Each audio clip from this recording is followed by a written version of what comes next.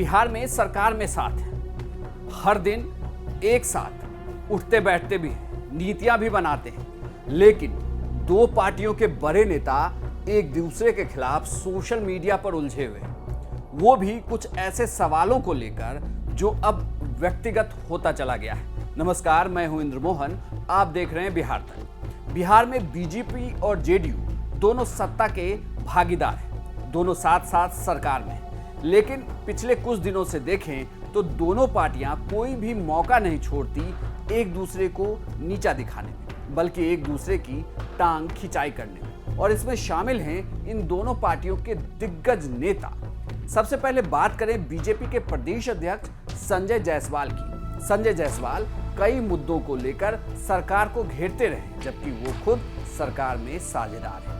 वहीं दूसरी तरफ से देखें तो जेडीयू की तरफ से उपेंद्र कुशवाहा लगातार बचाव भी कर रहे हैं और जवाब भी दे रहे हैं। इस पूरे वीडियो में मैं आपको ये भी बताऊंगा कि उपेंद्र कुशवाहा अब इस तरीके से जवाब देते क्यों हैं। सबसे पहले बात विवाद की। यह विवाद शुरू हुआ है संजय जायसवाल के एक पोस्ट से। यह पोस्ट हालांकि बाद में उन्होंने अपने सोशल मीडिया से हटा दिया, लेकिन इस पोस्ट का स्क्रीनशॉट उपेंद्र कुशवाहा ने शेयर किया और उस पर उन्होंने अपनी बात रखी। सबसे पहले आपको बताऊं कि संजय जायसवाल ने अपने पोस्ट में लिखा है कि बिहार के विभिन्न जिलों में केंद्रीय विद्यालय को जमीन मिल जाए, इसके लिए नेताजी ने आंदोलन किया। शिक्षा में सुधार हो, इसके लिए अपने सारे लोगों से हर जिले में धरना एवं प्रदर्शन कराया और अंततः नेताजी स्वयं सफल हो गए। इसमें संजय जायसवाल ने किसी का नाम नहीं लिया, लेकिन यह बात उपेंद्र कुशवाहा को चुभ गई। उपेंद्र कुशवाहा ने ट्विटर पर आकर लगातार 2 ट्वीट किए और इस स्क्रीनशॉट का उन्होंने जवाब दिया। उपेंद्र कुशवाहा ने अपने ट्वीट में लिखा है, भाई जी, मेरे उस आंदोलन में आपको क्या गलत दिखा? जहां तक मेरी भूमिका का सवाल है, सत्ताधारी दल के सदस्य की मर्यादा और विपक्ष के सदस्य के रूप में किसी व्यक्ति का क्या दायित्व होता है, इसका ज्ञान तो संभवतः आपको होगा ही। अगर नहीं तो आपको बहुत ट्रेनिंग की जरूरत है। रही बात मेरे सफल होने की, तो आपकी तरह मुझको राजनीति में अनुकंपा में कुछ नहीं मिला। अगर ज्ञान ना हो तो मेरे राजनीतिक सफर के पन्नों को ही पलटकर दिखवा लीजिएगा श्रीमान जी।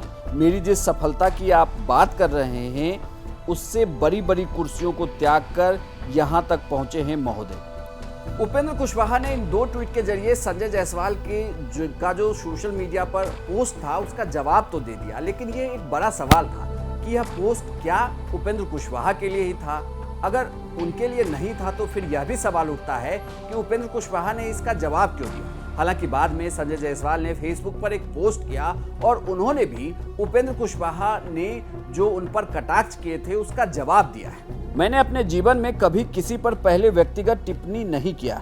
जब आप मुझ पर करते हैं तो फिर सुनने के लिए भी तैयार रहना चाहिए। मैंने सरकारी मेडिकल कॉलेज से MBBS और MD मेडिसिन किया है। थोड़ा दिमाग मुझ में जरूर होगा।